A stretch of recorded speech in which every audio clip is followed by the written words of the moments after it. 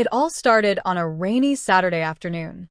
I had just come back from the grocery store, arms full of soggy bags and shoes soaked from stepping in the one puddle I tried to avoid. As I kicked the door shut behind me and dropped the bags on the kitchen counter, my phone buzzed on the counter with a text from my longtime friend, Lisa. We'd known each other since college, and though we didn't see each other often these days, we kept in touch regularly. Her message read, "Hey, could you do me a huge favor? I've got a last-minute work trip this weekend, and there's no one else available to watch Jordan. Could he stay with you for a couple of days?" Jordan was her 17-year-old son. Quiet, polite, a bit on the shy side, but a good kid overall. I'd seen him grow up over the years, mostly through birthday parties and the occasional barbecue. He wasn't a problem child by any means, and I didn't have anything big planned for the weekend, so I quickly responded, "Of course. Send him over whenever you're ready."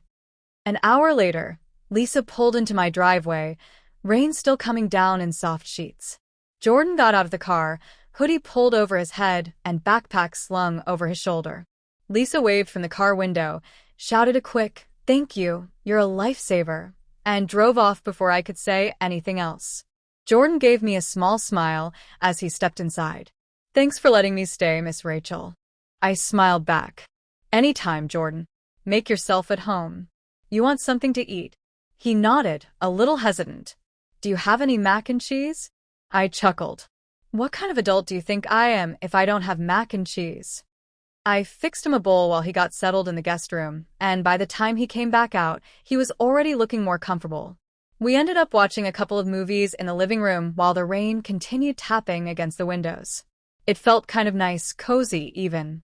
The next morning, I was sipping my coffee at the kitchen table when Jordan came in, still rubbing the sleep from his eyes. "Morning," I greeted. "Sleep okay?" He nodded. Yeah. "Your couch is comfier than it looks." "You were supposed to sleep in the guest room." I did, but I couldn't fall asleep. The couch felt better for some reason. I smiled and poured him a glass of orange juice. Teenagers are weird. He gave me a sleepy grin and sat down across from me. We chatted for a while about random things, school, video games, how he was thinking about applying to a college out of state. I liked that he was opening up. Lisa had mentioned that he didn't talk much at home, and I figured maybe it helped being somewhere different. That afternoon, I was in the garage going through some old boxes when I heard a knock on the door behind me. I turned to see Jordan standing there with his hands in his hoodie pocket, looking kind of nervous. "Everything okay?" I asked.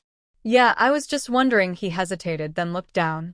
"Can I ask you something kind of weird?" I paused for a moment. Sure. "What's on your mind?" He scratched the back of his neck and looked incredibly awkward. "It's just, this is kind of embarrassing. You probably think it's dumb." I put down the old photo album I'd been looking at and walked over. "Jordan, I've known you since you were in diapers. You can ask me anything." He took a deep breath. "Okay. So, in health class, we're learning a lot of stuff and they give us the basics, but it's still super confusing. And I don't really have anyone I feel comfortable talking to about this kind of stuff."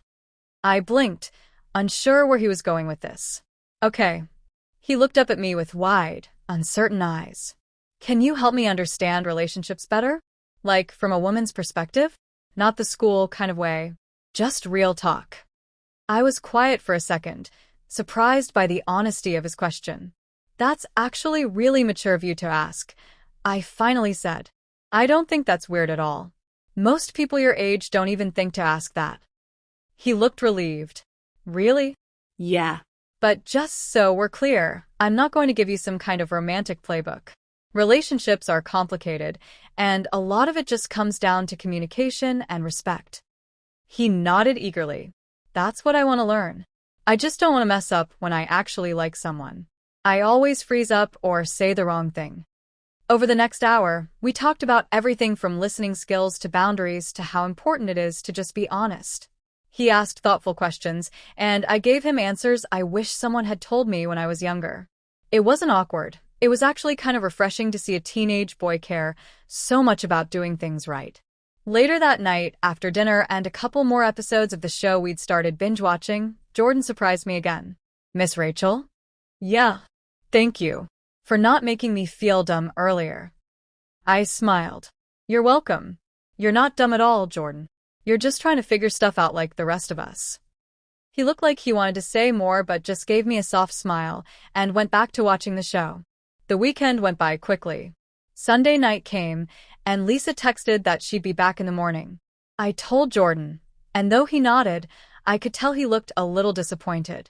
I guess this weekend went fast, he said. Yeah, I agreed. It was actually kind of nice. You're welcome here anytime. Monday morning came, and Lisa arrived to pick him up just after breakfast. She looked tired but grateful. Thanks again, Rachel, she said, pulling me into a quick hug. He said he had a really good time. He's a great kid. You've done a good job with him.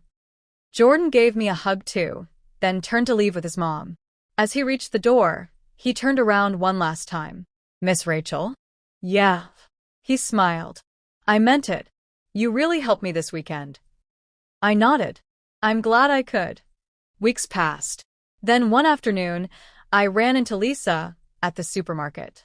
After catching up, she leaned in and said with a grin, You know, Jordan hasn't stopped talking about how you gave him the best advice ever. He said you changed the way he sees things. I laughed. I just told him the truth. Well, it stuck. He's more confident now. Even asked a girl to the dance. Really? That's amazing. Yeah. And he said if she says yes, it's all thanks to you.